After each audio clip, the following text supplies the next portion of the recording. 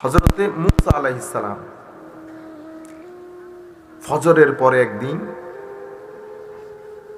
বড় দিল ভেঙে দেওয়ার মতো মানুষের চোখ দিয়ে পানি পড়ছে, কেউ কারো দিল বের হয়ে আসতে চাচ্ছে আল্লাহর ভয়ে, এশক আদব মহাব্বতের মধ্যে কেউ কান্নাকাটি করছে।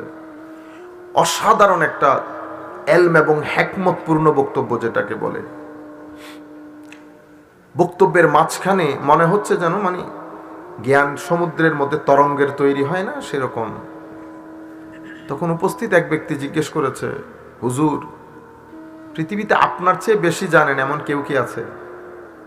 তখন উনি ওই এলমি জজবার মধ্যে, নবী এমনি নবী উলুল আজম, নবীদেরও নবী, বড় সিনিয়র ক্লাসের, আমরা বলি টপ মোস্ট সিনিয়র। তো উনি এই জজবার হালতে বলেছেন, না, পৃথিবীতে আমার চেয়ে বেশি জানেন কেউ নাই। তখন আমার আল্লাহ এলহাম করলেন, মুসা, জমিনের মধ্যে একটা জায়গা আছে মাজমাউল বাহরাইন, যেই জায়গার মধ্যে দুই সমুদ্র, দুই সমুদ্রের মিলনস্থল, ঠিক আছে?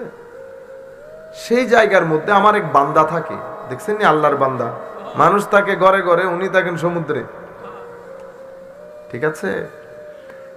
ওখানে একজন থাকেন যিনি জানেন, তার কাছে কিছু জ্ঞান আছে যেটা আপনার কাছে নাই।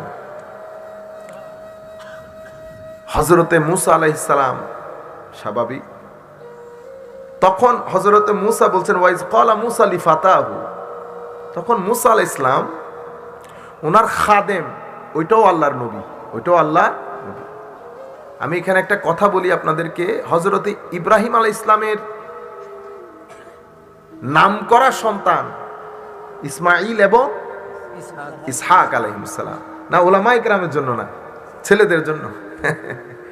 ইব্রাহিম এবং ইসহাক, যত নবী এসছে সব হযরত ইসহাক আলাইহিস সালামের দিক দিয়ে। বনি ইসরাইল বলেন না আপনারা? হ্যাঁ, বনি ইসরাইল কে? হযরতে না ইয়াকুব আলাইহিস সালাম। ইয়াকুবের নাম, ইয়াকুবকে ইসরাইল নামে ছিলেন, ইয়াকুবকে ইসরাইল নামে ছিলেন। তো বনি ইসরাইল যারা, এরা হযরত ইব্রাহিম আলাইহিস সালামের নাতি, ইব্রাহিম আলাইহিস সালামের, ইসমাইল আলাইহিস সালামের ভাতিজা, ঠিক আছে?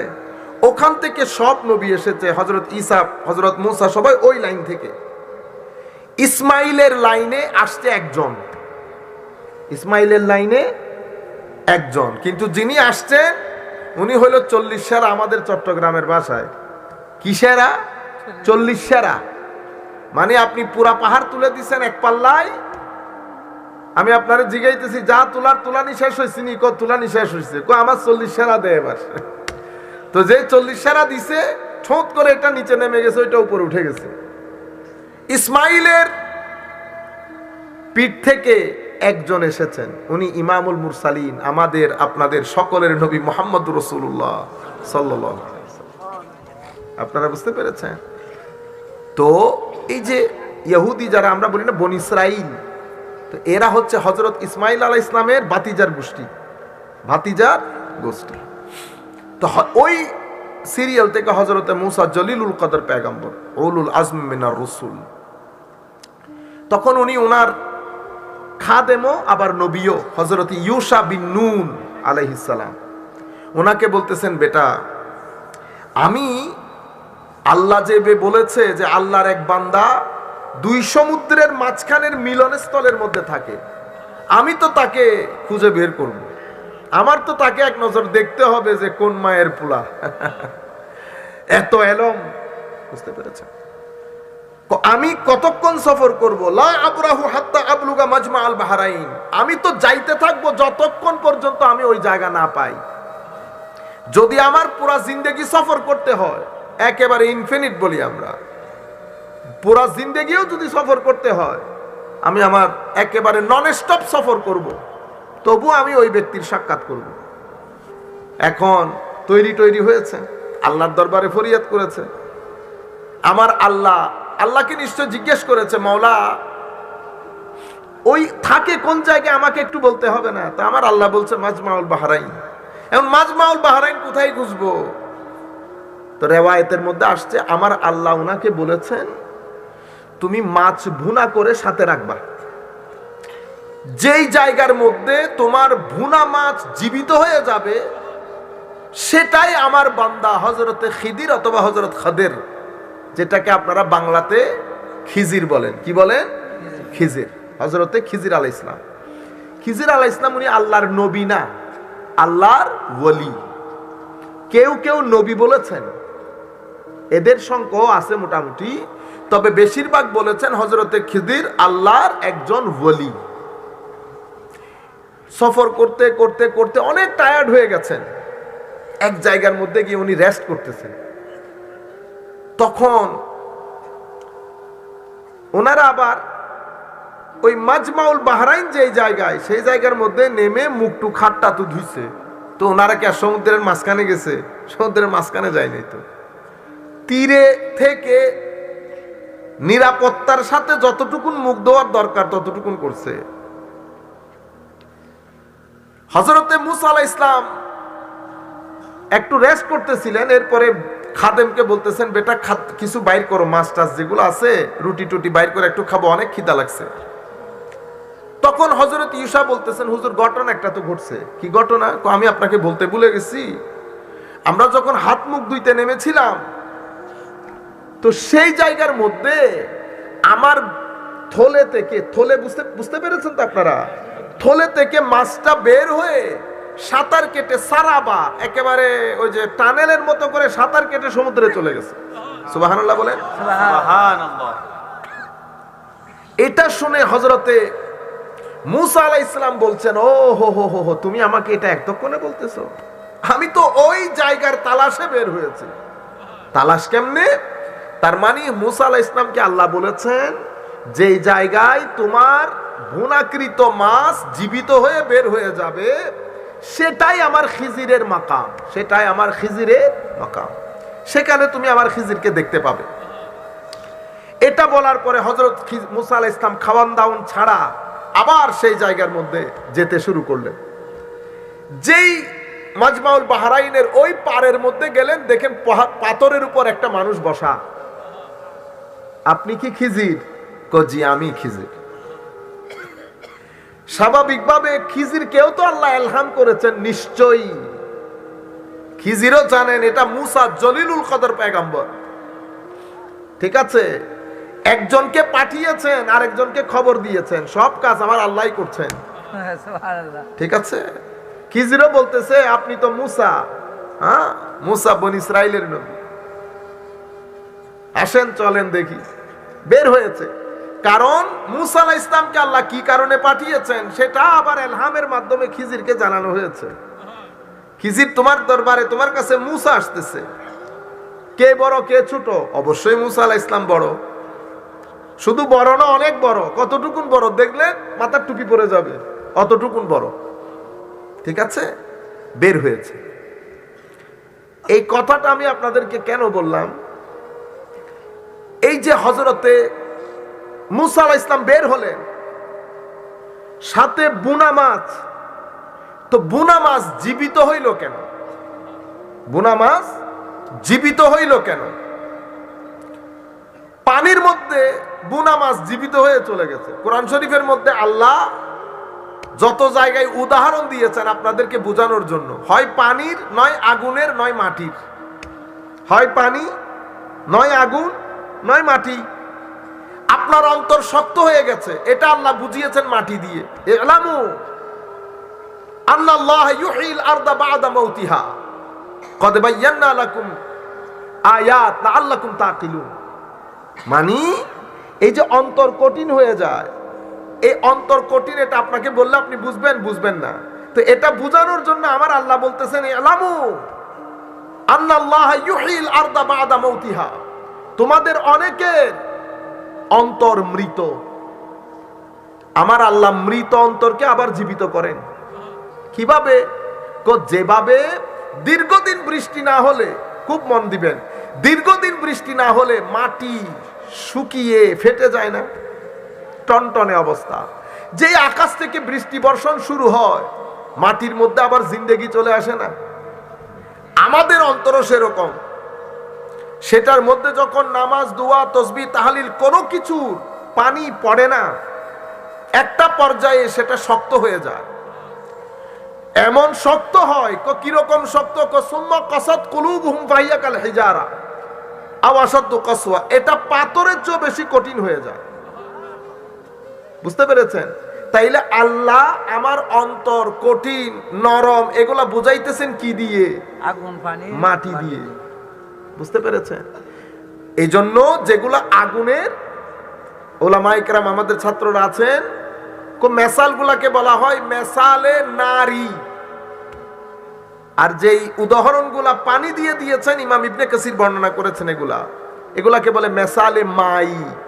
কেন?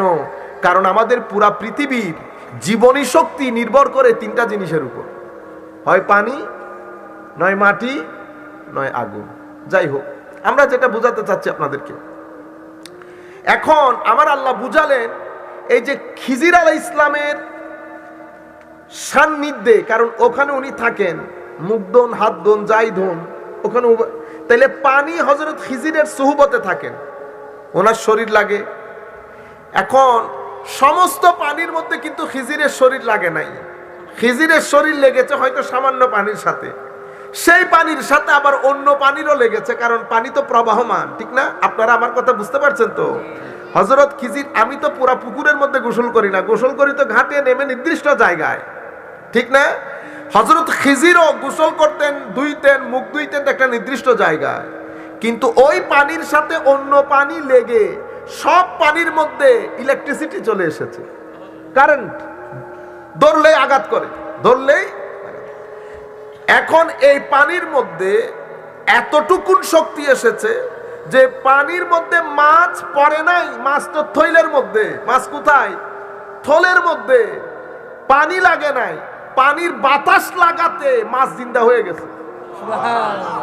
পানি লাগে নাই, পানির বাতাস লেগেছে। আপনারা তরকারির একটা খুশবু বের হয় না, আমরা বলি অ্যারোমা। কি বলি? অ্যারোমা। তরকারি না, গ্রান। এখন আপনি খাইয়ে আসছেন ঢাকা থেকে অথবা শহর থেকে, একেবারে ওই কিসের কাচ্চি বিরিয়ানি পাওয়া যায়, খেয়ে আসছেন, যে আপনি ঘরে এসে উঠানের মধ্যে আপনার মায়ের পোলাও আর গোশতের রান্না পেয়েছেন। আপনি কি বলছেন? আম্মা, খায়া তো আসছিলাম, আপনার গোশতের রান্নায় আবার কি করে ফেলছে, খিদা লেগে গেছে না? আচ্ছা, এই যে গন্ধটা লাগছে, এটা কি পেটে লাগছিল? না, পেটে লাগে না, লাগছে নাকে। খুদ অনুভব করছে পেটে। খাবেন মুখ দিয়ে, খাবেন মুখ দিয়ে। টেস্ট মুখেও না, টেস্ট জিহ্বায়। টেস্ট জিহ্বায়। জিহ্বার মধ্যে যদি কোন একটা পরত দিয়ে দেন, আপনি কি খাইতেছেন বুঝতে পারবেন। তাইলে বোঝা যাচ্ছে একটা আরেকটার সাথে কি কানেক্টেড। খুশবু নাকে, খিদা পেটে, খেয়েছেন মুখে, স্বাদ জিহ্বায়। এখন হযরতে মূসা আলাইহিস সালামের মাছের সাথে পানি লাগে নাই, পানির গ্রান অথবা পানির হাওয়া লেগেছে। এতটুকুনের মধ্যে ফ্রাই করা মাছ, ফ্রাই মাছ। আচ্ছা, ফ্রাই মাছ এটা কি গতকালকে ফ্রাই করছিল? না, এটা আরেক জিনিস। আমাদের ছেলেরা আছে। আচ্ছা, এটা আরেকটা জিনিস।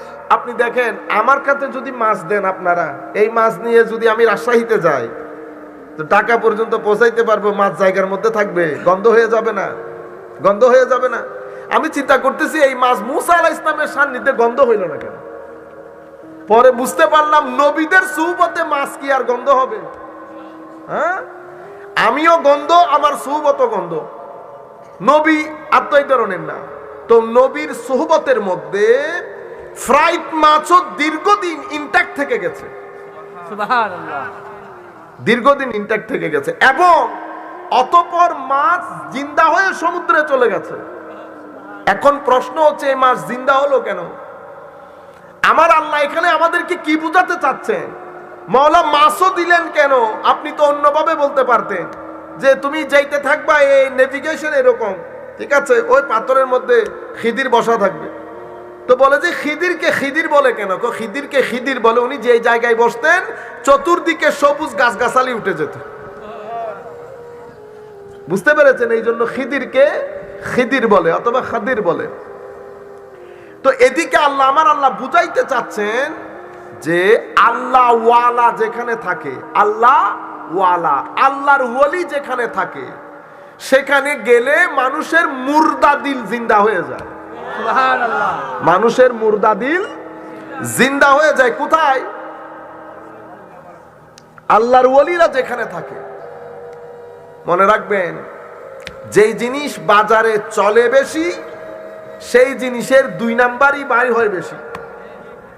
আপনারা বুঝতে পেরেছেন?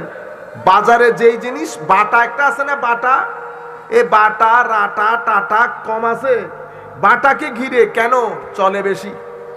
চলে।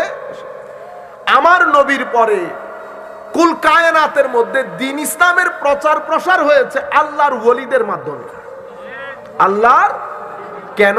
কারণ তাদের সিনা, তাদের ভিতরের জগৎ, তারা ওয়ালিও বা হয় কেমনে? আমি এই কথা কেন বলছি? কারণ আমাদেরকে খুব সাবধানে এই জিনিসগুলা প্র্যাকটিস করতে হবে। কেন? কারণ আপনি যদি এমন কিছু করেন যেগুলা সুফিয়ায়ে কেরাম কোনোদিন করেন নাই, আল্লাহর ওয়ালিরা জানেনও না এগুলা কি, তো আপনার মাধ্যমে সুফিয়ায়ে কেরামের বদনাম হবে না? বদনাম হবে কিনা? আপনাদের এখানে রাজশাহীর জমিনে শুয়ে আছেন হযরতে শাহ মাখদুম রাদিয়াল্লাহু তাআলা আনহু। চিনেন আপনারা?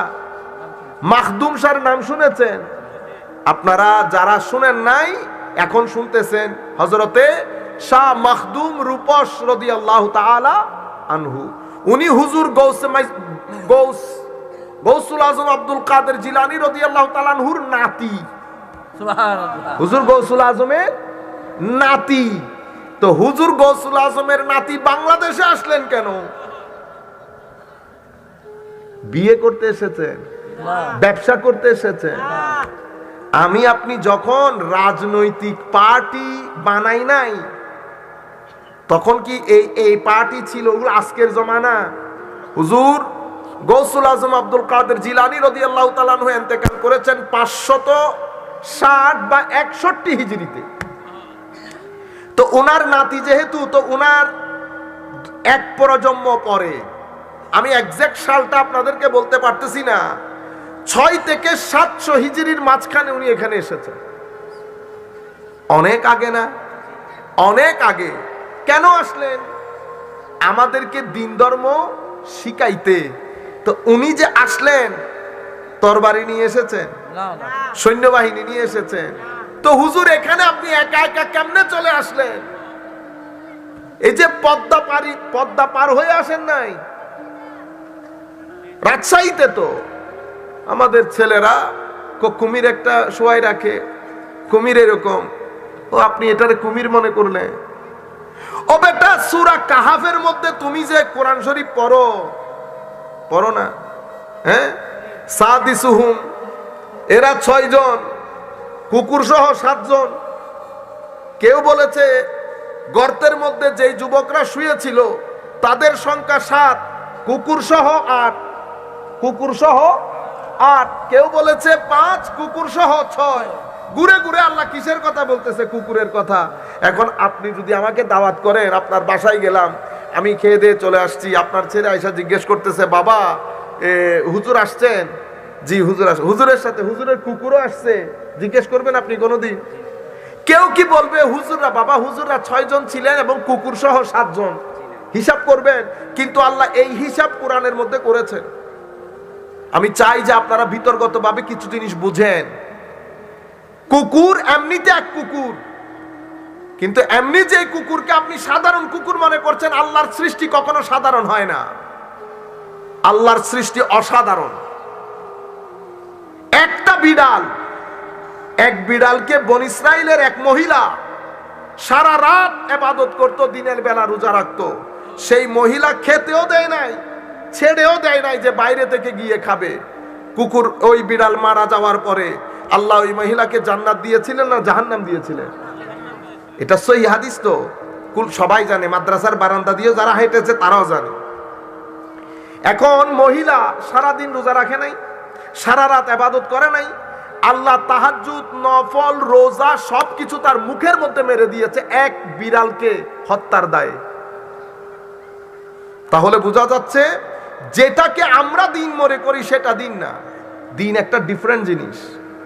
শুধু ইবাদতের মধ্যে দিন নাই, দিনের মধ্যে ইবাদত আছে, কিন্তু শুধু নামাজ পড়ার মধ্যে দিন নাই। আপনারা বুঝতে পেরেছেন? তো এই আসহাবে কাহাফ, এই যুবকের কিছু যুবক, অনেক আগের কথা, আমার নবীর জমানারও অনেক আগে, সেই যুগের রাজা মহারাজা যখন মানুষের মধ্যে তার ইবাদত, তাকে ইবাদত করো, তাকে বড় বলো, তখন তারা আল্লাহর কথা বলে, আল্লাহর ইবাদতের কথা বলে প্রটেস্ট করেছে, প্রতিবাদ করেছে। এই প্রতিবাদের কারণে পুরা সমাজ ব্যবস্থা তাদের পিছনে পড়েছে। তারা যেতে যেতে দেশের বাইরে গিয়ে পাহাড়ের দিকে চলে গেছে। সেই জায়গায় তারা একটা কুকুর পায়। কুকুরকে তারা বারবার তাড়িয়ে দিতে চাচ্ছে। বারবার যখন তাড়িয়ে দিতে চাচ্ছে, কুকুর পিছনের দুই পায়ের উপর বসে দুই পা তুলে বলতেছে, আমাকে তাড়াই দিয়েন না, আমি অবশ্যই কুকুর, কিন্তু আমি ঘেউ ঘেউ করা কুকুর না। ইন্নী উহিব্বু আউলিয়া আল্লাহিস সালিহিন, আমি আল্লাহর ওলিদেরকে অনেক মহব্বত করি। সুবহানাল্লাহ। কুকুর, ঠিক না? তো এভাবে সময়ে সময়ে যখন আল্লাহর সৃষ্টির প্রয়োজন পড়েছে, আল্লাহর ওলিরা আল্লাহর সৃষ্টিকে ব্যবহার করে দিন ধর্মের প্রচার করেছে। সুবহানাল্লাহ। এক সাহাবী যুদ্ধের ময়দানে, ইমাম জালালউদ্দিন সুয়ুতি বর্ণনা করেছেন, তলোয়ার ভেঙে গেছে। এখন তার যুদ্ধ কি দিয়ে করবে? খাটে মানে ইয়ার মধ্যে খেজুর গাছের একটা ঢাল পড়ে আছে, ওইটা তুলে আমার নবীর দরবারে দিয়েছি, ইয়া রাসূলুল্লাহ, আমার তো তলোয়ার ভেঙে গেছে, ইয়া রাসূলুল্লাহ, এটাকে কিছু একটা করে দেন। উনি এটা তৈরি করে আনছে। আমার নবী সাল্লাল্লাহু আলাইহি ওয়াসাল্লাম কি করেছে? ফু দিয়ে তার হাতে দিয়েছে। এটা দিয়ে সে অনেকক্ষণ সময় তালোয়ারের মতো করে যুদ্ধ করেছে। সুতরাং আপনার কাছে সাধারণ, কিন্তু আমার আল্লাহ আল্লাহর দ্বীন প্রচারের জন্য আল্লাহর ওলিদেরকে বিভিন্ন বিষয় দিয়ে সহায়তা করেছেন। তার মধ্যে একটা হচ্ছে হযরত শাহ মখদুম রাহমাতুল্লাহ আলাইহি, রূপসের কুমির। তো সেই কুমিরকে যদি আপনি আপনার বাজারের কুমির মনে করেন, ভুল হবে। যেভাবে আসহাবে কাহাফের কুকুরকেও আপনি নরমাল কুকুর মনে করতেছেন না, তা আপনি কালবুন শব্দটা যদি কোরআন শরীফ থেকে পড়েন, সওয়াব হইতেছে না? কাফ দিয়ে 10টা, লাম দিয়ে 10টা, বা দিয়ে 10টা, 30টা সওয়াব হইছে না? এমনিতে কালবুন বললে সওয়াব আছে, সওয়াব নাই। কিন্তু কোরআন শরীফ থেকে যখন কালবুন পড়তেছেন, ওয়াকালবুহুম বাসিতুন যারাইহি, তাদের কুকুর, আমার আল্লাহ দেখছেন নি বর্ণনা করতে করতে, তাদের কুকুর ওই গর্তের দরজার সামনে কেমনে করে বসছে, ওই কেমনে করে বসছে ওইটাও বর্ণনা দিছে। কুকুর সামনের দুই পারে এমনে করে ছড়াইয়া ছিটাইয়া বসছে। ওয়াকালবুহুম বাসিতুন যারাই, ঠিক আছে? কালবুহুম যখন পড়েছেন কোরআন শরীফ থেকে পড়ার কারণে আপনার এখানে সওয়াব কয়টা হয়েছে? কাফ, লাম, বা, হা, মিম, 50টা সওয়াব পাইছেন। কুকুরের নাম নিয়েও 50টা সওয়াব পাইছেন। কুকুর, তোমার এত মর্যাদা কেন? আউলিয়া সালেহিনদের সুহবতের কারণে, আল্লাহর ওলিদের সুহবতের কারণে। তাহলে আমরা এখান থেকে কি বুঝলাম? আল্লাহর ওলিরা দিক বিদিক ছোটাছুটি করেছেন দ্বীন ইসলামের প্রচার প্রসারের জন্য। তো তারা আমাদেরকে রাস্তা বলে দিয়েছেন, তরিকত কাকে বলে, তাসাউফ কাকে বলে, তাসাউফ এবং তরিকতের খেদমত কেমনে করতে হয়। এখন আপনি যদি নিজের মতো করে একটা তৈরি করে নেন, এই সমস্ত বুজুর্গানে দ্বীন যারা পুরা বাংলাদেশের মধ্যে 1000 বছর ধরে দ্বীন ইসলামের খেদমত করে আসছেন, নতুন প্রজন্ম তাদেরকে ভুল বুঝবে না, ভুল বুঝবে না। সুতরাং এমন কাজ করা যাবে না। আসেন আমরা একটা জিনিস জেনে নেই, তাসাউফ বলে কাকে? আমরা দরবার বলি না, দরবার। এখন দরবার বলি না, তরিকত। তরিকত কি? তরিকত হচ্ছে একটা রাস্তা, যে রাস্তায় মানুষ আসে নিজের আদত পরিবর্তনের জন্য। কি পরিবর্তনের জন্য? আদত কি? আদত হচ্ছে এই যে আমি উপরে কাপড় পরে আছি না, আপনি আমার ভিতর দেখতেছেন না। আদত হচ্ছে মানুষের ভিতরের চারিত্রিক একটা রূপ, যেটা দেখা যায় না, ছোঁয়া যায় না, বোঝা যায়। ভিতরে আমার আল্লাহ নাফস বলে একটা ভিতরে বস্তা দিয়েছেন, বস্তা। সেই বস্তার মধ্যে হিংসা, বিদ্বেষ, অহংকার, অশ্লীলতা, ঘৃণা, রিয়া, বখালত, সবকিছু, কৃপণতা, হিংসা, বিদ্বেষ, সবকিছু দিয়েছে। কোনো কিছু দেখা যাচ্ছে আমি যে নিয়ে নিয়ে হাঁটতেছি, আপনি দেখছেন? দেখেন নাই। কিন্তু আপনি বুঝবেন কেমনে?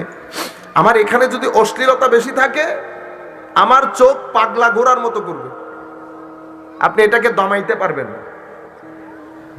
যদি চোখ যেখানে সেখানে যায়, তাইলে বুঝতে হবে আমার ভিতরে অশ্লীলতা বেশি।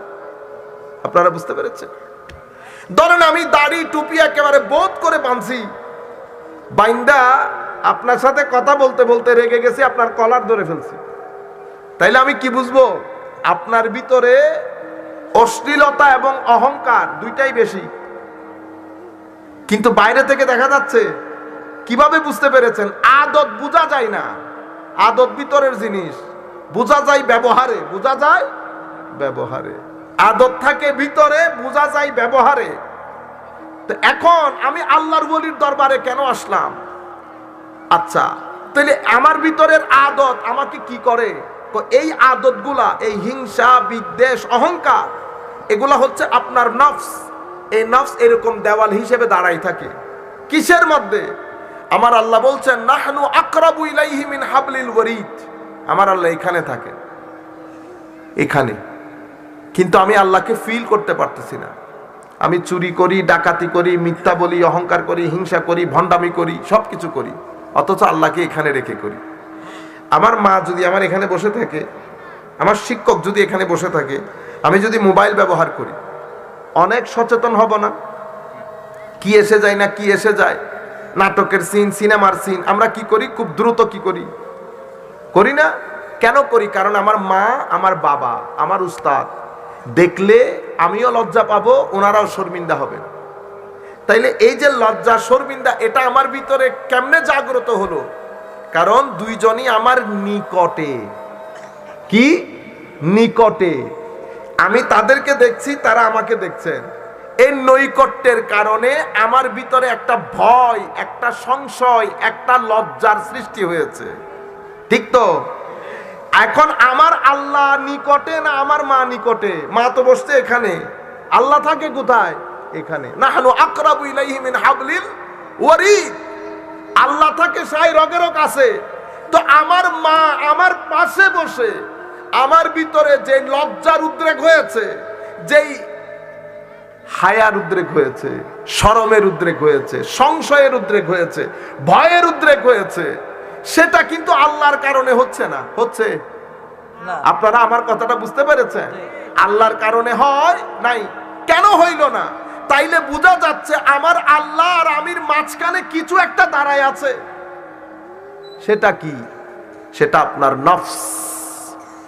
আপনার, আমরা বলি না খাহেসাতে নফসানি বলে না, হুজুররা বলে না খাহেসাতে নফসানি। আমাদের ভিতরে একটা জায়গা আছে, সেই জায়গার নাম নফস। আমাদের ভিতরে আরো একটা জায়গা আছে, সে জায়গার নাম রূহ। আমাদের ভিতরে আরো একটা জায়গা আছে, সেই জায়গার নাম কলব। এখন শয়তান আছে না, শয়তান সে কি করে? সে ওয়াসওয়াসা দেয়। সে রূহের মধ্যে ওয়াসওয়াসা দিতে পারে না, কলবের বর্তনেও ওয়াসওয়াসা দিতে পারে না। সে ওয়াসওয়াসা দিতে পারে নফসের বর্তনে। নফসের বর্তনে সে যখন ওয়াসওয়াসা দেয়, আমি নামাজ বন্ধ করে দেই। সে যখন ওয়াসওয়াসা দেয়, আমি গালি দেই। সে যখন ওয়াসওয়াসা দেয়, আমি আইল কাটি। সে যখন ওয়াসওয়াসা দেয়, আমি লুঙ্গি উপরে তুলে ফেলি। সে যখন ওয়াসওয়াসা দেয়, আমি এভাবে আপনি গুনতে থাকেন, গুনতে থাকেন। এখন ওয়াসওয়াসা কোথায় দিচ্ছে? নফসে। তো নফসের মধ্যে আপনি যখন গুনাহ করেন, গুনাহগুলো নফসের ভিতরে জমতে জমতে জমতে জমতে একেবারে বড় হয়ে যায়। যখন বড় হয়ে যায়, আপনি করছেন আমের বাগান, গেছেন সৌদি আরব, হ্যাঁ, ভাইকে বলে গেছেন একটু আমের বাগানটা দেখিও। তো বছর খানিক পরে আসছেন, আইসা দেখতেছেন আম বাগানের চেয়ে আগাছা বেশি হয়ে গেছে। আম নজরে আসতেছে, এমনি এমনি এমনি এমনি করে সার্চ করে খুলতে, ওই দেখতেছেন না আম, ওগুলা রোপণ করছি। কেন হয়েছে? ঘটনা কি হয়েছে? ঘটনা হচ্ছে আপনি যে আমের বাগানের মধ্যে আমের গাছ লাগাইছেন, তো স্বাভাবিকভাবে জমিন থেকে তো আগাছা উঠবে। আপনি একটা কাজ করেন নাই, সেটা কি? আপনি আগাছা পরিষ্কার করেন নাই। এটা তো জমিন, এই জমিনের মধ্যে আমের গাছ লাগাইছেন, ফ্রুটের গাছ লাগাইছেন, নামাজের চারা, হজের চারা, জাকাতের চারা, সব চারা লাগাইছেন না? এখন চারা লাগাইয়া যদি আপনি ঘুমাই যান, আগাছা উঠে যাবে না? কেন আগাছা উঠে? ওই চোখ দিয়ে কি কি দেখছেন, আগাছা পড়ে গেছে। কান দিয়ে কি কি শুনছেন, আগাছা পড়ে গেছে। মুখ দিয়ে কি কি বলছেন, আগাছা পড়ে গেছে।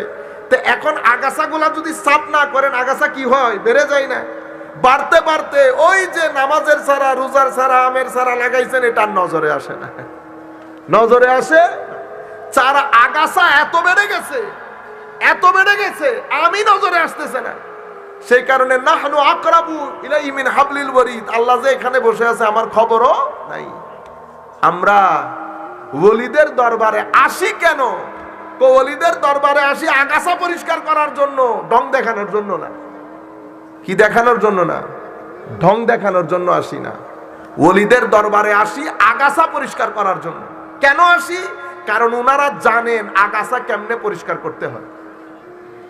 ওনাদের দরবারে যখন যান, ওনারা কি করেন? আপনি গেলেন ওনার দরবারে, বেটা উঠা বসা করবেন না। আপনি গেলেন ওনাদের দরবারে, উনি কি করলেন? আপনাকে বললেন বেটা আসেন, সাথে আসেন। খানেকার মধ্যে রাখলেন, সৌবতের মধ্যে মানুষ আসতেছে যাচ্ছে, নামাজ দোয়া হচ্ছে, জিকির হচ্ছে, দর্স হচ্ছে। থাকলেন, একদিন ডেকে বলতেছেন বেটা এদিকে আসেন, কালকে থেকে আপনি সমস্ত বাথরুমগুলা পরিষ্কার করবেন। এখানে যে অনেক মানুষ আসে, বাথরুমগুলা পরিষ্কার করবেন। হুজুর বাথরুম পরিষ্কার করব? কেমন কেমন না? আচ্ছা হুজুর, আপনি যখন বলতেছেন, বাথরুম যখন পরিষ্কার করা শুরু করছে, আমাদেরকে ডিস্টার্ব করে কিসে? আমাকে চিনেন আপনি কে? আমি অমুক, আমি বাংলাদেশ অমুকের অমুক, আমি অত্র এলাকার, আমি অমুক মাদ্রাসার অধ্যক্ষ, অমুকের ছেলে, অমুকের নাতি। সব জায়গায় কি আমি না থাকলে হইতো না, আমার কারণে হয়েছে। আমি যদি এরকম বলতাম আপনি করতে পারতেন না। আমি থেকে বের হইতে পারছি? পারি না। সব কিছুর মূলে আমি। তো যখন আপনি আগাছা পরিষ্কার করতে যান, সুফিয়ায়ে কেরাম আগাছা পরিষ্কার করে কি দিয়ে? আগে আমি শেষ করতে হবে। আমি শেষ করতে হলে কি করতে হয়? আরেকজনের টয়লেট পরিষ্কার করতে হবে। ৬-৭ মাস খেদমতের মধ্যে লেগে আছে, হুজুরের সুবতের মধ্যে আছে। তো সুবতের মধ্যে থাকলে কি হয়? ওই মরা মাছ জিন্দা হয়ে যায়, মরা মাছ জিন্দা হয়ে যায়। সুবতের মধ্যে নামাজ দোয়া পড়তেছে, ভিতর থেকে আগাছা আস্তে আস্তে পরিষ্কার হয়, পরিষ্কার হয়, পরিষ্কার হয়। পরিষ্কার হইতে হইতে এখন মজা লেগে গেছে। নামাজেও মজা, রুকুতেও মজা, সিজদাতেও মজা। হুজুর রোজা রাখতে বলতেছে, ৬ মাস পরে ডেকে বলতেছে বেটা এদিকে আয়ো, আগামী ৬ মাস দরবারের মধ্যে মানুষ যারা আসে তাদের জুতা সাফ করে করে সোজা করে করে রাখি। ১ বছর যখন এই খেদমত করছে, ভিতরে আর আমি আছে, আমি না। তখন হুজুর বলছে বেটা আগামীকাল থেকে আমরা ২টার সময় উঠে যাব, তাহাজ্জুদ হবে, চাষত হবে, এরপরে জিকির আজকার করে আমরা একটু করে শোব। আর এই আজকের সপ্তাহ থেকে আমরা সপ্তাহে ৩ দিন রোজা রাখবো। রোজা যখন প্রথমে তো আনা শেষ হয়েছে আমি, পরে রোজা যখন রাখতেছে, হায় হায়, রোজা রাখা মানে হচ্ছে ওই আগাছার গোড়া কেটে দেওয়া। আগাছার যখন গোড়া কেটে দেন, পুরা বাগান ২-৪ দিন পরে দেখছেন কি পুরা জঙ্গলে মানে মরে গেছে সবকিছু, ঠিক আছে না? তো পরিষ্কার করতে সুযোগ হয় না। আমাদের এখানে সবচেয়ে গুরুত্বপূর্ণ জায়গা হইল নফস। আপনি যখন রমজান মাসে রোজা রাখেন, আমাদের ছেলেদের পকেটের টুপি মাথায় উঠে যায় না। মসজিদের মধ্যে দেখেন না, সব আমাদের ছেলেরা জিন্দেগিতে মসজিদে যায় না, সেও মসজিদে না, সে ভিতরে পড়তেছে না, তারাবি পড়তেছে না 20 রাকাত। ও আমাদের ছেলেগুলো ওরে ঠেলে, তারাবি 20 রাকাত পড়তে হবে না, 8 রাকাত পড়লে হবে। ওইটা তো শয়তানের কাজ, নিচে করা। আপনি তো বেটা বলবেন 20 রাকাত কেন, 30 রাকাত পর, 40 রাকাত পর, 45-50 পর। আপনি বলতেছেন কমাই দিতে, বেটা কমাই করতে পারে তো শয়তানি কাজ, এটা আপনি করিয়েন না। আল্লাযী ওয়াসবিসু ফি সুদুরিন নাস করিয়েন না, মিনাল জিন্নাতি ওয়ান নাস। তো পরবর্তীতে কি করে? হুজুরের সুহবতের মধ্যে যখন রোজা রাখা শুরু করে, রোজা রাখলে আপনি ইবাদতের মজা কেন পান? নফস দুর্বল হয়ে যায়। নফস যখন দুর্বল হয়ে যায়, এই যে আপনি তাহাজ্জুদ পড়তেছেন, নূর গেছে, কোরআনের তিলাওয়াত নূর গেছে, পাঞ্জেগানা নামাজ নূর, অজু নূর, ভিতরে কলব শক্তিশালী হয়ে যাচ্ছে না? যে কলব শক্তিশালী হয়ে গেছে, অটোমেটিক্যালি আপনাকে ধাক্কা দিচ্ছে মসজিদে যা, আপনি মসজিদে আসতেছেন। আগে সিজদাতে মজা পাইতেন না, এখন সিজদাতে মজা পান। আগে রুকুতে ভালো লাগতো না, এখন রুকুতে ভালো লাগে। আগে রাতে উঠতে পারতেন না, আপনারা জিজ্ঞেস করেন না হুজুর রাতে উঠে কেমনে? দেখছেন আপনার কাছে অনেক ভারী, আমার কাছে অনেক ভারী, কিন্তু যারা উঠে তাদের কাছে পানির মতো সহজ। কেন? কারণ আমার নফস শক্তিশালী, তার কলব শক্তিশালী। আমার কলব দুর্বল, তার কলব শক্তিশালী। আমার নফস শক্তিশালী, তার নফস দুর্বল। যেটা দুইটার মাঝখানে দেওয়াল হিসেবে দাঁড়িয়ে যায় সেটাই তো নরম হয়ে গেছে। আপনারা বুঝতে পেরেছেন? এই এলাকার মধ্যে রাস্তা দিয়ে যায় না কেন? আর বলিয়েন না, ডাকাইত একটা আছে, ঠিক আছে? তো ডাকাত যখন মরে গেছে আর আপনার ভয় আছে? এখানে মূল কাজ যে করে সেই তো দুর্বল হয়ে গেছে। সেই দুর্বল হয়ে যাওয়ার পরে এই যে আপনি যখন এগুলা দিচ্ছেন, ঠিক আছে, এই জায়গাটা আপনি কোনো মাদ্রাসা থেকে শিখতে পারবেন না। এটা সুফিয়া একরামের দরবারে শিখতে হয়। সুফিয়া কোত্থেকে শিখেছেন? উনিও ওনার পীর সাহেব থেকে শিখেছেন। আপনি বুঝতে পেরেছেন? এরপরে কতদিন যেতে না যেতে যখন ভিতর জগতের মধ্যে জিন্দেগির সঞ্চার হয়েছে, তখন এই ব্যক্তির আদত পরিবর্তন হয়ে গেছে। আগে হিংসুক ছিল, এখন হিংসা নাই। আগে মিথ্যা বলতো, এখন মিথ্যা নাই। আগে অভদ্র ছিল, এখন ভদ্র। আগে সহনশীলতা ধৈর্য ছিল না, এখন তো ধৈর্যের পাহাড়।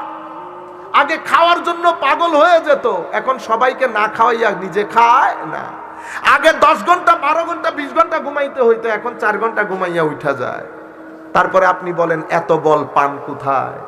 এত বল ওই কলবের বর্তন শক্তিশালী হয়ে যাওয়ার কারণে অনেক বল চলে এসেছে। আপনারা বুঝতে পেরেছেন? এটা সুফিয়া কেরামের দরবার। এখানে জিকির করতে হয়, এখানে তিলাওয়াত করতে হয়, পাঞ্জেগানা নামাজ আদায় করতে হয়। আমার নবীর সত্যবাদিতা, উদারতা, ন্যায়পরায়ণতা এগুলোর তালিম হয়। এর বাইরে যদি আপনি কিছু করেন, নিরেট ভণ্ডামি হবে। কি হবে? ভণ্ডামি। এই মুহূর্তে আমরা এই কাজগুলা করতে পারবো না। করলে তরুণ প্রজন্ম মনে করবে দূর এগুলা মানি ভণ্ড। সে ভণ্ডামি বলতে বলতে হযরতে মখদুম শাহ রহমতুল্লাহ আলাইকে ভণ্ড বলবে, উপরের দিকে চলে যাবে না সে যাইতে যাইতে। এখন আমি আপনাকে আখেরি কথা, তাসাব্বুফ তরিকত বলে কাকে? তাসাব্বুফ 3টা জিনিসের নাম: তাসকিয়া, তাসফিয়া, তামির। তাসকিয়া মানে কি? তাসকিয়া মানে পবিত্র করা। আমি নামাজের মধ্যে আমরা মজা পাচ্ছি না। 30 বছর নামাজ পড়েছি, মজা নাই। সিজদার মধ্যে যৌক নাই। আমার ভিতরে ভদ্রতা আসতেছে না। কেন? কারণ আমি অজু তো করছি, পরিষ্কার হয়ে গেছে, কিন্তু আমার ভিতরে তো ময়লা রয়ে গেছে, আছে না? আপনারাই তো বলেন আর দূর দেখতে সুন্দর, এর উপরে সাদা, এর ভিতরে কালা। ভিতর কি আপনি দেখছিলেন? দেখেন নাই। কেমনে বুঝছেন? ব্যবহার দিয়ে। কেমনে বুঝছেন? ব্যবহার দিয়ে। তাহলে আমাদের ভিতরের একটা অবস্থান আছে, সেই অবস্থান যতক্ষণ পর্যন্ত সুন্দর না হবে ততক্ষণ আপনি ইবাদতের স্বাদ পাবেন না। আমরা কি করি? অজু করি ঠা মসজিদে চলে যায়, ঠিক আছে? এখন মসজিদে আপনি অজু করে গেলেন, কিন্তু আপনার ভিতরের ময়লা তো ভিতরে থেকে গেছে। এটা আপনি চোখ দিয়ে দেখছেন, কান দিয়ে, মুখ দিয়ে, নাক দিয়ে, হাত দিয়ে, অতঃপর আপনার ভিতরের অহংকার, হিংসা, বিদ্বেষ, তাবৎ জিনিসগুলা মিলে আপনার ইবাদতের যৌগ খতম করে দিয়েছে। আপনার ইবাদতের যে ভিটামিনগুলো বিভিন্ন জায়গা দিয়ে বের হয়ে যাচ্ছে। আমরা সুফিয়া কেরামের দরবারে কেন আসি? আমরা সুফিয়া কেরামের দরবারে আসি, ওনারা আমাদেরকে এটা শিক্ষা দেন। আমরা আমাদের ভিতরের জগতের এই যে ওনারা কি শিখান, ভিতর পরিবর্তন করতে হবে, ভিতর পরিশোধন করতে হবে। এজন্য আমার আল্লাহ কি বলেছেন? কদে আফলাহা মান তাযাক্কা ওয়া আম্মা মান খাফা মাকামা রাব্বিহি ওয়া নাহান নাফসা আনিল হাওয়া ফাইন্নাল জান্নাতা হিয়াল মাওয়া। আপনি যতক্ষণ পর্যন্ত নিজের নফসকে পবিত্র না করবেন, কোন নফস? কিছু নফস আছে আম্মারাতুম বিসু, এটা খালি আপনাকে ঠেলা দিবে খারাপ কাজ করতে। আপনি এই নফসকে যতক্ষণ পর্যন্ত পরিষ্কার না করবেন ততক্ষণ পর্যন্ত আপনার ভিতরে ইবাদতের যৌগ আসবে না। আপনার শরীরে গায়ের জ্বর থাকলে যেমন জিহ্বাতে স্বাদ লাগে না, অনুরূপভাবে আপনার ভিতরের জগতে ময়লা থাকলে ইবাদতের স্বাদ লাগে না। সেই কারণে সুফিয়ায়ে কেরাম, তরিকতের লোকজন আমাদেরকে কি করে? আমাদের ভিতরের জগৎ পরিশোধন করে। ভিতরের জগৎ কেমনে পরিশোধন করে? ওই দরবেশের মতো, আগে খেদমতে খালক, এরপরে সোহবত, এরপরে এবাদা। ঠিক আছে, আমার আল্লাহ একটা সিস্টেম বলেছেন হাদিসে কুদসির মতো, এটা আমার আখেরি হাদিস, এটা বলে আমরা শেষ করে দেব। আমার আল্লাহ বলছেন, মান আদালি ওয়ালিয়ান ফাকাত আযানতুহু বিল হারব। তুমি যদি আমার কোন ওলির বিরুদ্ধে শত্রুতা করো, আমি তোমার বিরুদ্ধে যুদ্ধের ঘোষণা দিব। ওলি হয় কেমনে? আমার আল্লাহ বলছেন, আমার ওলি ফরজ নামাজের পরে অতিরিক্ত নফল নামাজ পড়ে।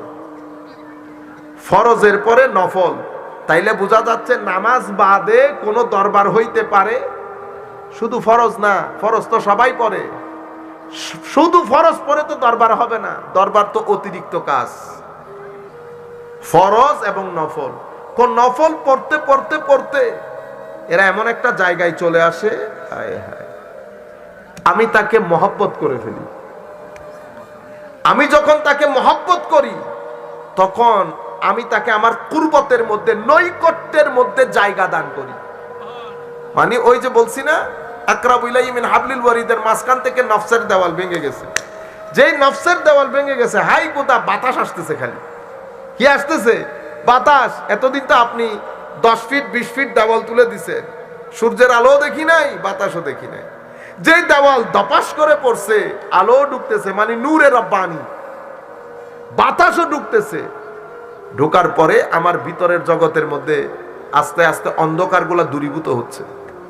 যেই অন্ধকারগুলা দূরীভূত হয়, যে অন্ধকারগুলা দূরীভূত হয়, আমার এখানে আলো আসে।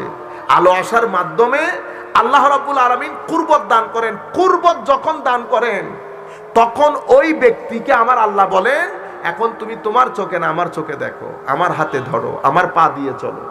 তখন ওই ব্যক্তি যা বলে তা হয়ে যায়, এটাকে বলে মাযুন। শুরু হয় ফরজ দিয়ে, এরপরে নফল, এরপরে মোহাব্বত, এরপরে কুরবত, এরপরে মাযুন। মাযুন মানে উনি যা বলেন আল্লাহ তা কবুল করেন। কিন্তু এটার জন্য আগে ইবাদত, ইবাদতের আগে তাসকিয়া। তাসকিয়া মানে আমার আদতকে পরিবর্তন করা, আমার ভিতরের জগৎকে পরিবর্তন করা। মুরিদ কাকে বলে? মুরিদ এটা ঢঙের নাম না, মুরিদ রং ঢং করার নাম না, মুরিদ এমনি করে আমি বাইন্দা ফেললাম বিসমিল্লাহ করে না। আমরা ভুল বুঝতেছি, সেই জন্য আমরা ছেলেদেরকে বুঝাইতে পারতেছি না জিনিসগুলা। মুরিদ সেই ব্যক্তির নাম। আমাদের এখানে বিসিএস পরীক্ষা দেয় না? বিসিএস সবাই দেয়, তো আমিও তো দেই নাই। বিসিএস কারা দেয়? যারা মনে করে যে আমি একটু কষ্ট করলে ম্যানেজ করতে পারবো। রাত দিন পড়ে না, তো আপনি এমনিতে ডং করতে পারবেন না, পড়ে বিসিএস দিতে যাইতে পারবেন? হ্যাঁ, 6 মাস 1 বছর পর্যন্ত দরজা জানালা বন্ধ করে আমাদের ছেলেরা বিসিএস এর জন্য করে না। একই বিসিএস, এটা হইলো নফসের বিসিএস। এটা কিসের বিসিএস? নফসের বিসিএস। মুরিদ কাকে বলে? যেই ব্যক্তি এরাদা করছে, ইচ্ছা পোষণ করছে। হুজুর গৌসুল আজম বলতেছেন ওনার গুনিয়াতুত তালিবিনের মধ্যে, যেই ব্যক্তি ইচ্ছা পোষণ করছে, এরাদা করে ফেলেছে নফসের বিসিএস দেবে, মানে নিজের আদত পরিবর্তন করবে। হুজুর সেটা কেমনে হয়? আদত পরিবর্তন হয় নুহুদুল কলব, ভিতরের জগৎকে তৈরি করা। কিসের জন্য? আল্লাহ পছন্দ করেন এমন প্রত্যেক কথা, কাজ, চিন্তা, চেতনা থেকে নিজের ভিতরের জগৎকে পবিত্র করার ইচ্ছা পোষণ করে, তাকে মুরিদ বলে, তাকে মুরিদ বলে। কিন্তু আমাদের এখান থেকে এই জিনিসগুলা পরিবর্তন হয়ে গেছে। আমরা সবকিছুকে আনুষ্ঠানিকতার ভিতরে নিয়ে এসেছি।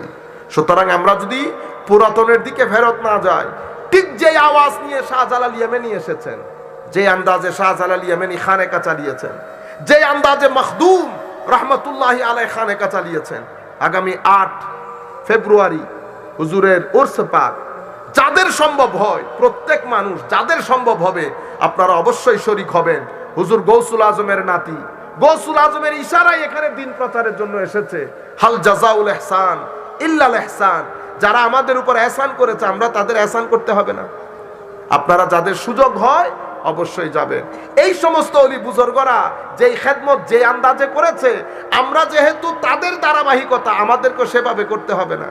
আমরা যদি পুরো চেঞ্জ করে ফেলি, হবে না। আপনারা বুঝতে পেরেছেন?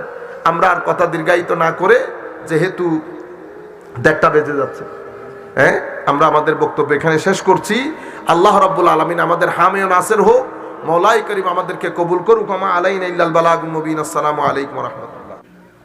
হযরত আদমের আলাইহিস সালামের দোয়া কার উসিলায় কবুল হয়েছে? প্রশ্নকারী জাকির হোসেন। এখানে প্রশ্ন, আদম আলাইহিস সালামের দোয়া কার উসিলায় কবুল? বেটা এগুলা আসলে মনে রাখবেন, এগুলো বড় ইম্পর্টেন্ট প্রশ্ন না, এগুলা কোনো ইম্পর্টেন্ট প্রশ্ন না। আল্লাহ রাব্বুল আলামিন আপনাকে কবরে হাসরে কোথাও এই প্রশ্ন জিজ্ঞেস করবেন না, কবরে হাসরে কোথাও প্রশ্ন জিজ্ঞেস করবেন না। এগুলা যখন আপনি প্রশ্ন করবেন, এই যে অনলাইনের মাধ্যমে দূর দূরান্তের মধ্যে খবরগুলা পৌঁছে যাচ্ছে না, ঠিক আছে, তো মানুষ বলবে মুসলমানদের মাথা ঠিক আছে, এত বড় কোরআন জ্ঞান বিজ্ঞান সবকিছু সরাই দিয়ে এরা আদম আলাইহিস সালাম নিয়ে পড়ে আছে। আদম আলাইহিস সালাম আল্লাহর কি নবী? আল্লাহর কি নবী? আদম আলাইহিস সালামকে আল্লাহ কেন বানিয়েছেন? দুনিয়ায় পাঠিয়ে দিতে না জান্নাতে রাখতে? বলেন না। এখন আপনি আটকাবেন, আপনি আটকাবেন। আদম আলাইহিস সালামকে আল্লাহ কেন বানিয়েছেন? দুনিয়াতে রাখতে না জান্নাতে রাখতে? হ্যাঁ, আল্লাহ বলেন নাই ইন্নী জাইলুন? তো ফিল বানাইছেন জমিনের জন্য, জান্নাতে কেন রাখলেন? জমিনের জন্য বানিয়ে জান্নাতে কেন রাখলেন? যদি আদম আলাইহিস সালাম ভুল করে দুনিয়াতে আসেন, মানে ভুলের কারণে, আপনার কথা মতে যদি ভুলের কারণে দুনিয়াতে আসেন, তাহলে তো আল্লাহর কোরআনের আয়াত মিথ্যা হয়ে যাবে। আল্লাহ বলতেছে জাইলুন ফিল আরদ, বানিয়েছি জমিনের জন্য। বানিয়েছি কিসের জন্য? তো জমিনের জন্য বানিয়ে জান্নাতের মধ্যে ভুল করালেন কেন? না বেটা, ঘটনা সেটা না। আল্লাহ রাব্বুল আলামিন, আমি বলতেছি না, উদাহরণ ইঙ্গিতে ইঙ্গিতে কিছু জিনিস বুঝাতে চাচ্ছেন। এখানে জান্নাত মানি, আমি এই কথাটা এই মজলিসে বলবো না। ছাত্রদেরকে নিয়ে, যখন সিনিয়র ছাত্রদেরকে নিয়ে কথা বলি, আমাদের মতামত এই বিষয়ে ডিফারেন্ট। এই বিষয়ে আমরা জান্নাত মানি বাগান মনে করি। কি মনে করি? বাগান। সেই বাগান কোথায়? উপরেও হইতে পারে, নিচেও হইতে পারে, উপরেও হইতে পারে, নিচেও হইতে পারে, কারণ জাইলুন ফিল আরদে। কিন্তু আপনি যেই জায়গার মধ্যে আমাকে প্রশ্নটা করেছেন, আমি এই জায়গার মধ্যে বসলে 95% মানুষ প্রশ্ন বুঝবে না, উল্টা কনফিউজড হবে। নাম্বার 1।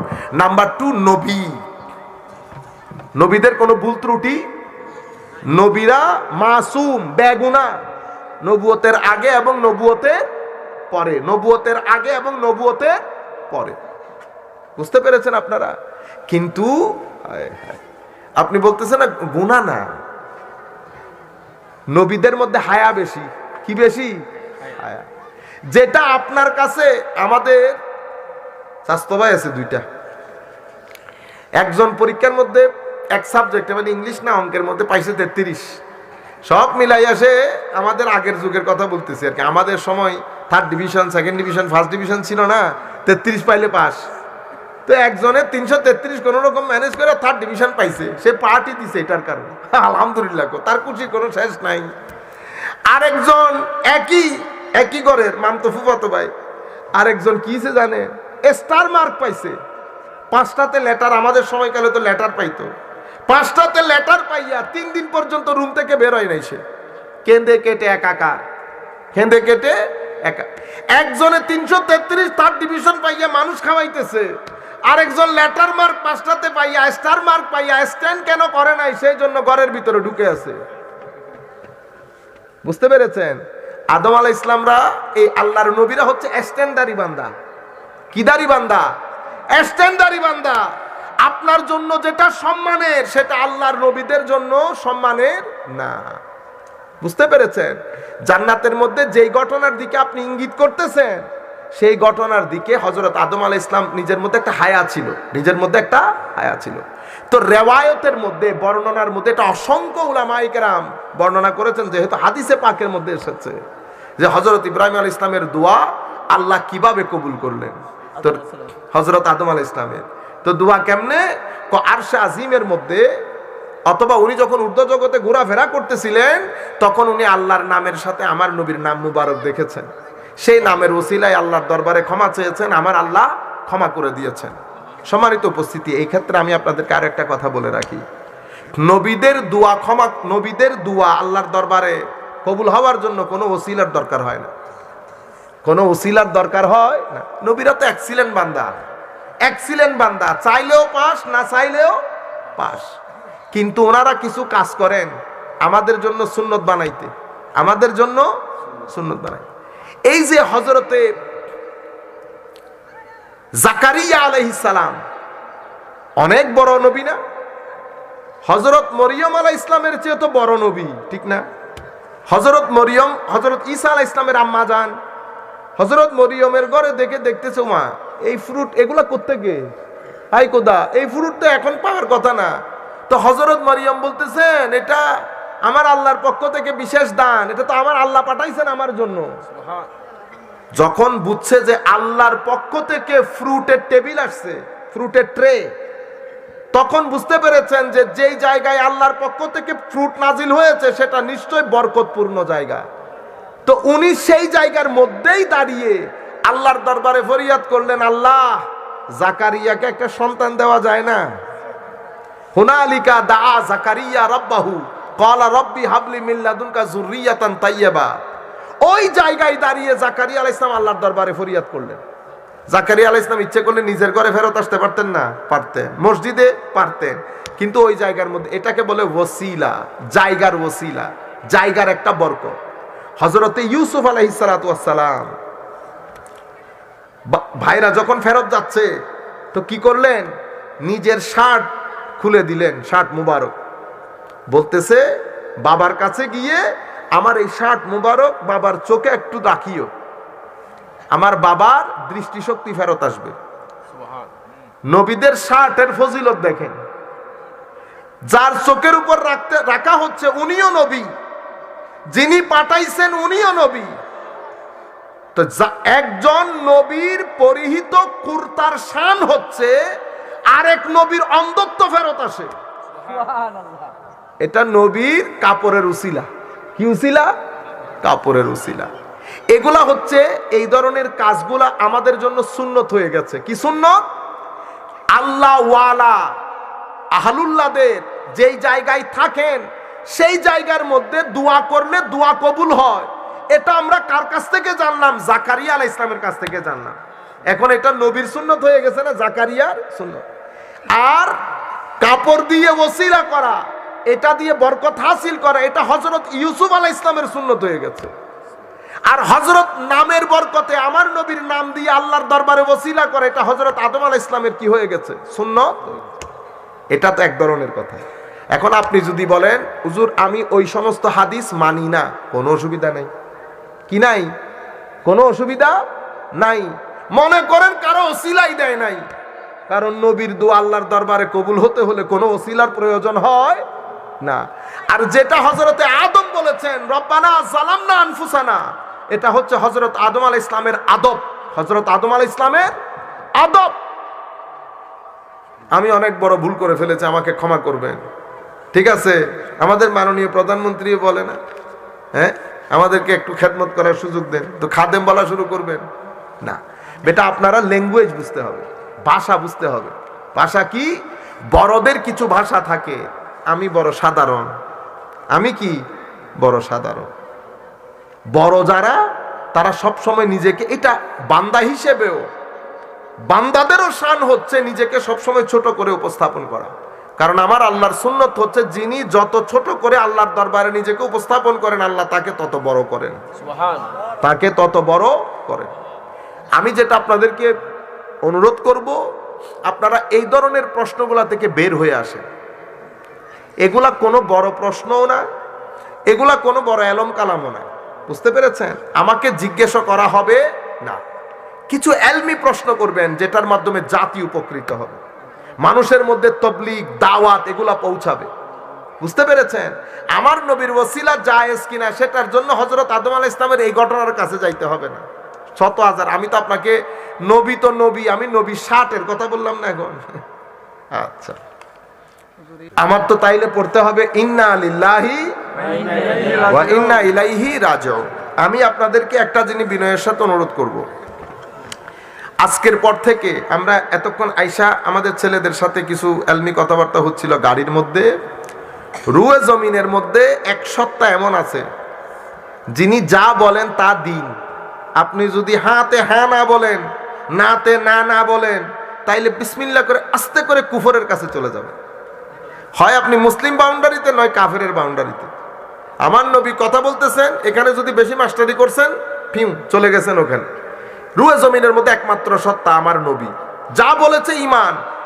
এখানে আপনি বুদ্ধি বিবেক খাটাতে চাইছেন, খতম সব। এরপরে যারাই এসেছেন সবাই দলিল দিয়ে কথা বলতে হয়। সাহাবায়ে কেরাম থেকে আমরা কি শুনি? আমার নবী বলেছেন, আমি আমার নবীর কান থেকে, আমি আমার নবীর মুখ মুবারক থেকে এই কথা আমার কান দিয়ে শুনেছি, আমার নবী আর সাথ করেছেন।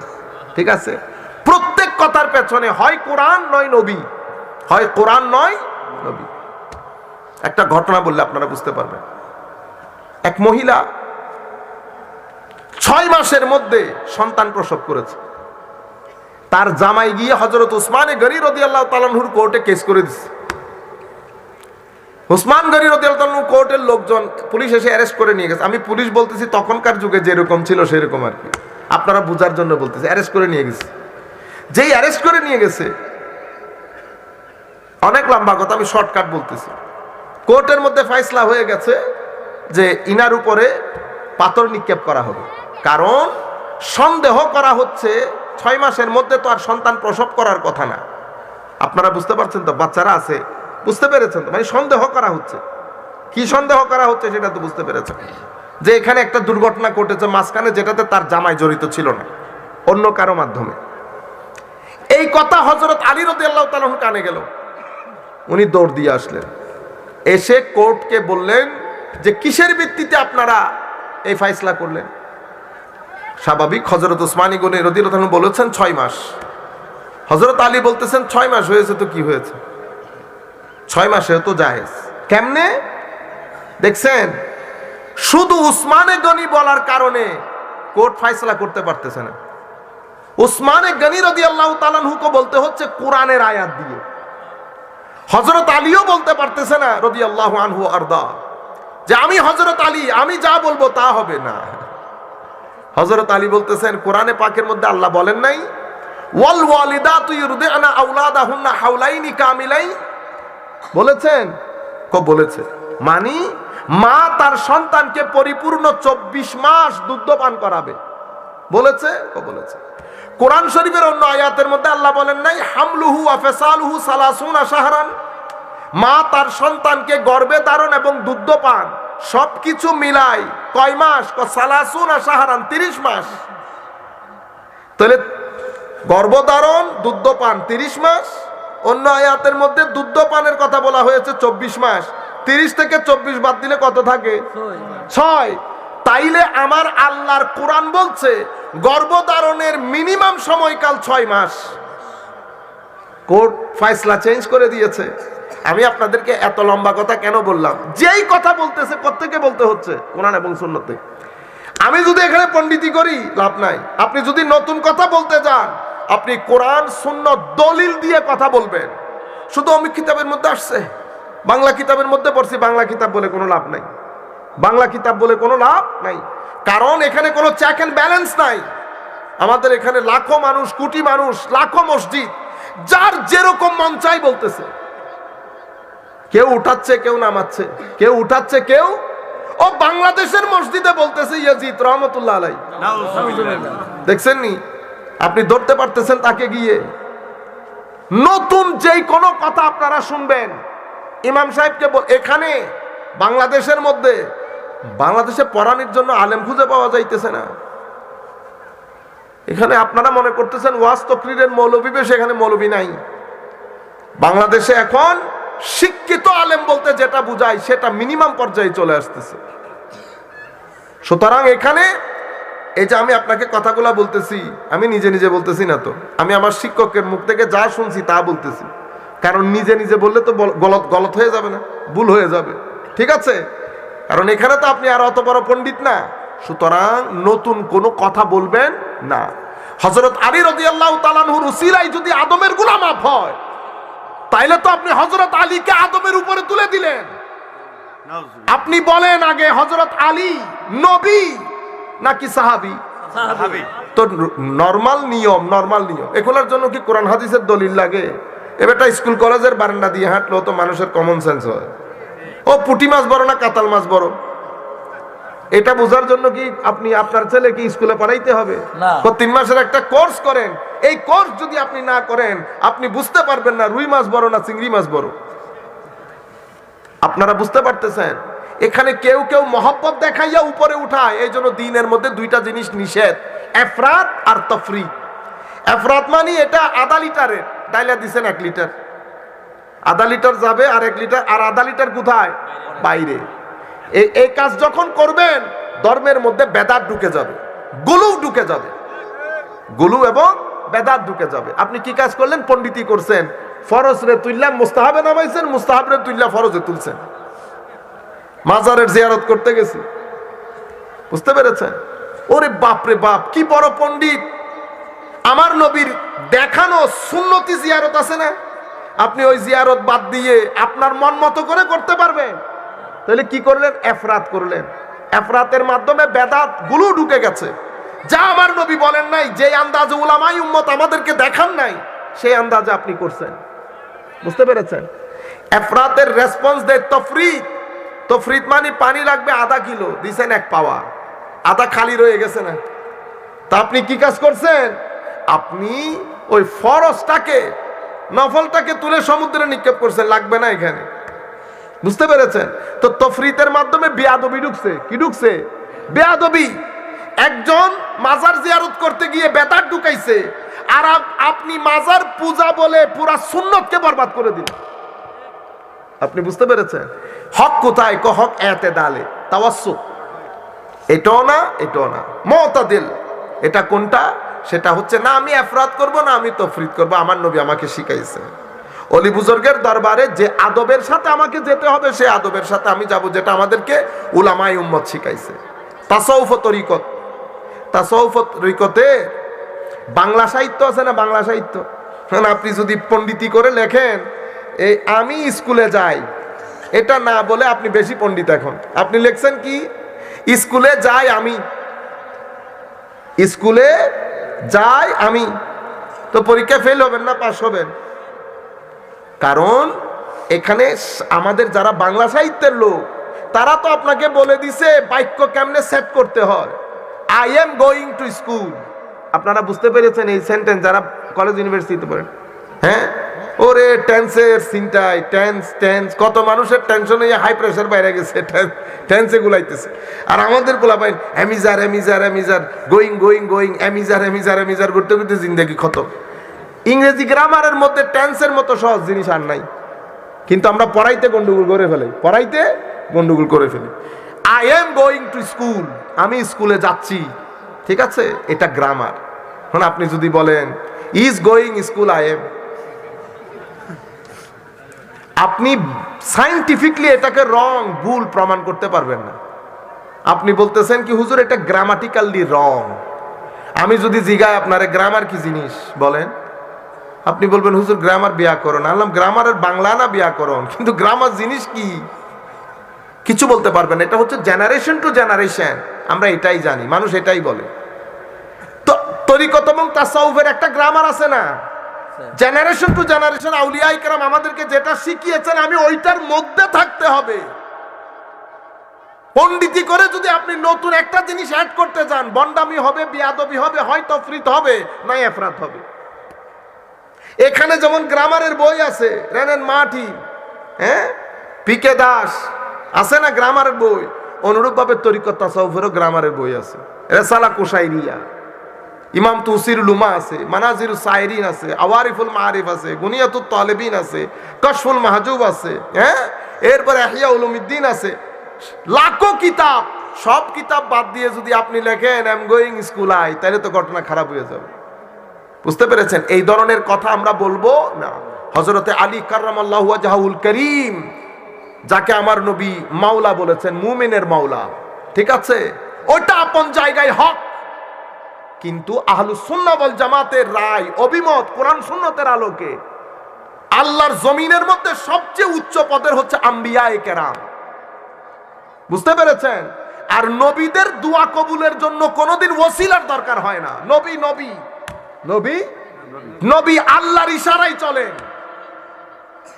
আল্লাহর ইশারায় চলে। কিন্তু মাঝে মধ্যে নবীদের মাধ্যমে কিছু ঘটনা ঘটেছে আমাদের জন্য সুন্নত বানাইতে। হযরতে মূসা খিদিরের কাছে না গেলে ওলির দরবারে যাওয়া সুন্নত হইতো না। আপনারা বুঝতে পেরেছেন? আর লেস ইম্পর্টেন্ট কিছু প্রশ্ন থেকে নিজেকে বের করে আনবেন, যেগুলো আমার আল্লাহ আমাকে জিজ্ঞেস করবেন না কবরে হাসরে।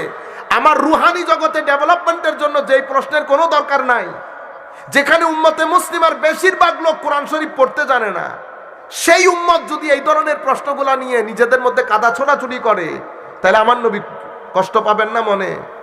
হ্যাঁ, আমাকে যদি মাস্টার্স লেভেলের মধ্যে গিয়ে আপনি যদি আমাকে জিজ্ঞেস করেন, হুজুর ক খ গ ঘ উম এটা মুখস্থ কেমনে করে মাস্টার্স লেভেলের মধ্যে, কেমন লাগবে না জিনিসটা? কিরে বেটা, কোনো আপনি অনার্স থার্ড ফোর্থ ইয়ারে পড়তেছেন বাংলাতে, আপনি আমার কাছে গিয়ে বলতেছেন হুজুর ওই দেখা যায় তাল গাছ, ওই আমাদের গাঁ, হুজুর এই কবিতাটা যদি আরেকবার একটু পড়াইতেন। ও বেটা, আস্তে আস্তে দিন দিন পরে আমাদের ক্লাস শেষ হয়ে যাবে, এখন ওই দেখা যায় তাল গাছ পড়ার সময়? কোরআনের মতো আজিম কিতাব, কত কিছু শিকার, কিন্তু আল্লাহর কি আল্লাহ পাক জানে। এখানে 90% প্রশ্ন হাস্যকর। কেন হাস্যকর বলতেছি জানেন? কারণ এগুলো আমাকে কোনো জায়গায় জিজ্ঞেস করা হবে না, এগুলো আমার এলমের সাথে সরাসরি সম্পৃক্ত না, এগুলো আপনি বিশ্বাস অবিশ্বাসের সাথে ধর্মের কোনো কিছুর মধ্যে উঠানামা হয় না। হ্যাঁ, আমাদের মধ্যে অনেকেই আছেন নবীদেরকে ডিগ্রেড করার জন্য, ডিফেম করার জন্য, নবীদের সামনে বেয়াদবির বাজার গরম করার জন্য, বেয়াদবির দরজা খোলার জন্য বিভিন্ন প্রকার এই ধরনের ঘটনা উল্লেখ করে ইঙ্গিত করে এমনে এমনে না। মনে রাখবেন, আমলের মধ্যে ঘাটতি থাকলে কোনো ব্যক্তি যদি কিয়ামত পর্যন্ত নামাজ না পড়ে, আপনি তাকে কাফের বলতে পারবেন না, আপনি তাকে এটাও বলতে পারবেন না যে আপনি জাহান্নামী, বলতে পারবেন না। আপনি এতটুকুন বলতে পারবেন যে ব্যক্তি নামাজ পড়ে না, নামাজ না পড়াটা জাহান্নামে যাওয়ার কারণ, নামাজ না পড়লে জাহান্নামে যাবেন। আমি যাব না, আপনি যাবেন কিনা তো আমি বলতে পারবো না। আপনারা বুঝতে পেরেছেন? কেন? কারণ আমার আল্লাহর ইচ্ছা, যাকে রাখবেন রাখবেন, যাকে ক্ষমা করবেন। আপনি ওখানে বাধা দিতে পারবেন না? পারবেন না। কিন্তু আকীদা এমন জায়গা, এখানে যদি আমার নবীর শানে রত্তি বরাবর বেয়াদবি করেন, জাহান্নামের কুকুর তওবা নসিব হবে না। শানে রিসালাতে বেয়াদবি হলে সব জায়গার মধ্যে আল্লাহ বান্দাকে তওবার সুযোগ দেন, কিন্তু আমার নবীর শানে বেয়াদবি হলে তওবা নসিব হয় না। ইয়া আইয়ুহাল্লাযীনা আমানু লা তারফাউ আসওয়াতাকুম ফাওকা সাওতিন নবী ওয়া লা তাজহারু লাহু বিল কওল কাজাহরি বা'দিকুম লিবা'দিন আন তাহবাতা আমালুকুম ওয়া আনতুম লা তাশউরুন। আমার নবীর দরবারে যদি উঁচু আওয়াজে কথা বলেন, তো আমার আল্লাহ আপনার আমল নষ্ট করে দেবে। আমল নষ্ট মানে, আমল মানে কি? আমল মানে আপনার তিলাওয়াতে কোরআন, তাবলীগ, তাহাজ্জুদ, যা কিছু আপনার জীবনে করেছেন আমার আল্লাহ খুলেও দেখেন নাই, আনতাহবাতা আমালুকুম, আমল নষ্ট করে দিয়েছে। ওয়া আনতুম লা তাশউরুন, বুঝতেও পারবেন না যে আমল নষ্ট হয়ে গেছে। কেন বুঝতে পারবেন না? আমার আল্লাহ বোধ শক্তি নিয়ে ফেলে। সে ব্যক্তি মনে করতেছে সে অনেক কিছু করতেছে, আমার আল্লাহ তার বোধ শক্তিও সলব করে ফেলে। ওয়া আনতুম লা তাশউরুন, বুঝতেও পারবে না। যেহেতু বুঝতে পারে না, সেহেতু তওবাও করতে পারে না। আপনি তওবা কখন করে? যখন বুঝতে পারবেন যে গুনাহ হয়েছে। যেহেতু বুঝতে পারে না, তো তওবা করতে পারে না। সেই কারণে আমি আপনাদেরকে বলবো, গুনাহ করেন না, গুনাহ করে আল্লাহর দরবারে ক্ষমা চান, ক্ষমা করে দেবে। জুলুম করবেন না, প্রতারণা করবেন না, হিংসা করবেন না, মানুষকে ধাক্কা দেবেন না, মানুষের মুখে থাপ্পড় দেবেন না। আর শানে রিসালাতের মধ্যে আল্লাহর ওলিদের শানে কখনো বেয়াদবি করবেন না। ওলিদের শানে বেয়াদবি করলে আল্লাহ যুদ্ধের ঘোষণা করে। কারণ ওলিদের মহব্বত, আমার আল্লাহ যত হুকুম দিয়েছেন এগুলাকে হুকমে ইলাহি বলে। কি ইলাহি? কিন্তু কোনোটা সুন্নতে ইলাহি না। সুন্নতে ইলাহি মানে যেটা আমার আল্লাহ নিজে করেন, হুকমে ইলাহি মানে যেটা করার জন্য বলেন। নামাজ পড়ো, এটা পড়ার জন্য বলেন, কিন্তু আমার আল্লাহ নিজে করেন। যাকাত বলেন, হজ বলেন, সব কিছু এগুলো সব হুকমে ইলাহি, সুন্নতে ইলাহি না। সুন্নতে ইলাহি কোনটা? যেটা আমার আল্লাহ নিজেও করেন। সুন্নতে ইলাহি আল্লাহর জমিনের মধ্যে দুইটা কাজ, একটা দরুদ শরীফ পড়া, এটা আমার আল্লাহর হুকমে ইলাহি, এটা সুন্নতে ইলাহি। ইয়া আইয়ুহাল্লাযীনা আমানু সাল্লু আলাইহি ওয়া সাল্লিমু তাসলিমা, আমি নিজেও দরুদ পড়ি, তোমরাও পড়ো। এটা হুকমে ইলাহি, এটা সুন্নতে ইলাহি। আরেকটা কাজ আছে, এটা হুকমে ইলাহি, এটা সুন্নতে ইলাহি। সেটা কোনটা? ওলিদের ভালোবাসা। ওলিদের ভালোবাসা। আমার আল্লাহ যখন অলিদেরকে প্রেম করেন, আল্লাহ ফেরেশতা জগতে ডেকে বলেন, হে জিবরিল, আমি অমুক গ্রামের অমুককে প্রেম করি, ভালোবাসি, তুমিও তাকে ভালোবাসো। আল্লাহর ওলিদের মহব্বত এটা হুকমে ইলাহি, এটা সুন্নতে ইলাহি। আমার নবীর উপর দুরূদ হুকমে ইলাহি, সুন্নতে ইলাহি। সুতরাং এই জায়গাগুলোর মধ্যে আপনারা সাবধানে থাকবেন। নামাজের আমাদের জন্য কিছু গুরুত্বপূর্ণ বিষয় আছে, নামাজের ফরজ, অজুর ফরজ, আকীদার মধ্যে কি কি জিনিস গুরুত্বপূর্ণ এগুলা জানা। কিন্তু আমরা কিছু প্রশ্নের মধ্যে, কারণ আমাদের কাছে তো আসলে বলার মতো কিছু নাই, তো যেহেতু বলার মতো কিছু নাই তো আমরা টানাটানি করি। বুঝতে পেরেছেন? আল্লাহ আমাদের হামি ও নাসির হোক। মওলাই করিম আমাদেরকে কবুল করুক।